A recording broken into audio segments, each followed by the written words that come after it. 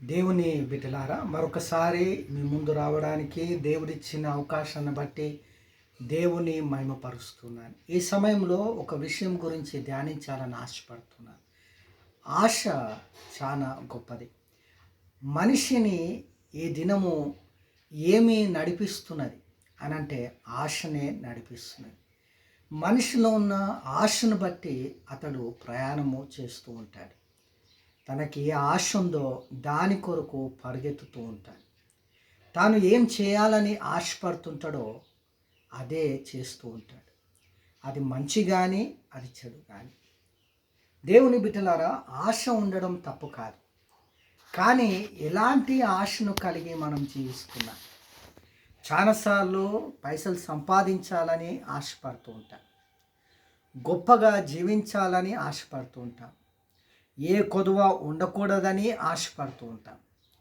ఇవన్నీ తప్పు కాదు. కానీ అది మనకు దేవుని కంటే ఎక్కువ కాకూడదు. దేవుని బిడ్డలారా, దేన్నైతే మనం దేవుని కంటే ఎక్కువ ప్రేమిస్తామో అది మనకు విగ్రహము అని వాక్యము సెలవిస్తూ ఉంది. అయితే మనం దేని కొరకు ఆశపడాలి?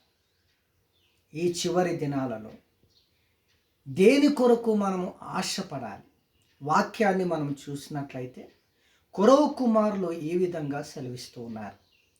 కీర్తనలు 42 మొదటి 2 వచనాలను చదువుతాను. దుప్పి నీటి వాగుల కొరకు ఆశపడినట్లు దేవా, నీ కొరకు నా ప్రాణము ఆశపడుచున్నది. నా ప్రాణము దేవుని కొరకు తృష్ణగొనుచున్నది. జీవము గల దేవుని కొరకు తృష్ణగొనుచున్నది. దేవుని సన్నిధికి నేను ఎప్పుడు వచ్చేదను? ఆయన సన్నిధిని నేను ఎప్పుడూ కనబడేదను. దేవునికి మహిమ కలుగుగాక. వీరి ఆశ ఎంత గొప్పగా ఉందో చూడండి. వీరి ఆశను బట్టి వీరు నశించిపోలేదు. మీకు తెలుసునా? కొరవు యొక్క గోత్రము, కొరవు తల్లిదండ్రులు వారి యొక్క గోత్రము నశించేటప్పుడు మోషే యొక్క శాపమును బట్టి వాళ్ళు నశించినప్పుడు వాళ్ళతో పాటు కూడా కుమారులు నశించలేదు. ఎందుకంటే వారు దేవుని సన్నిధిలో ఉన్నారు. ఎందుకు దేవుని సన్నిధిలో ఉన్నారంటే వాళ్ళ ఆశ ఎప్పుడు దేవునితో ఉండాలని, దేవుని సన్నిధిలో ఉండాలని, దేవుణ్ణి చూడాలని, దేవుని సన్నిధిలో ఎప్పుడు కనబడాలని వారి ఆశ, వారి ఆతృత ఇక్కడ మనం చూస్తూ ఉన్నాం.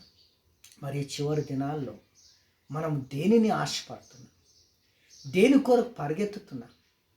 దేవుని పట్ల ఆశను కలిగి ఉన్నామా?